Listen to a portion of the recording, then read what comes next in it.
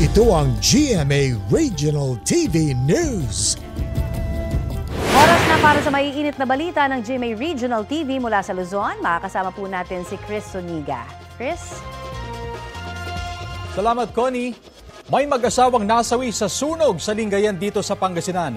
Sa San Vicente, Palawan naman, mahigit sa 500 pamilya ang inilikas dahil sa baha. Ang mainit na balita hatid ni CJ Torida ng GMA Regional TV. Nalubog sa baha ang mga barangay sa San Vicente, Palawan. Dahil iyan sa walang tigil na pag-ulan doon. May naitala ring landslide sa barangay poblasyon na agad ding nilinis ng mga otoridad. May mga umapaw rin na ilog. Mahigit 500 pamilya ang inilikas at nanatili muna sa evacuation center.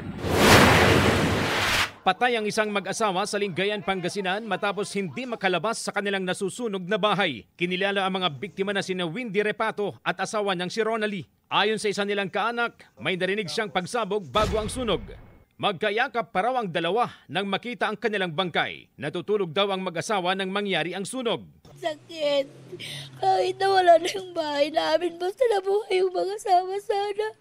Iniimbestigahan pa ng Lingayen Fire Station ang sanhi ng sunog. Nasunog din ang ilang bahagi ng isang gusaling paggawa ng manikin sa loob ng Clark Freeport Zone. Tumagal ang sunog ng mahigit 6 na oras. Umabot sa mahigit 98 million pesos ang halaga ng pinsala.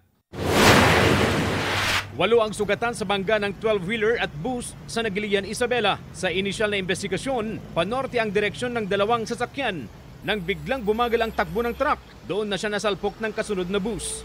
Dumaustos ang 12-wheeler at bumangga sa isa pang truck na nakaparada sa gilid ng kalsada. Sugatan ang driver ng bus at 6 nitong pasahero, pati ang driver ng 12-wheeler.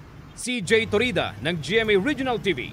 Nagbabalita para sa GMA Integrated News.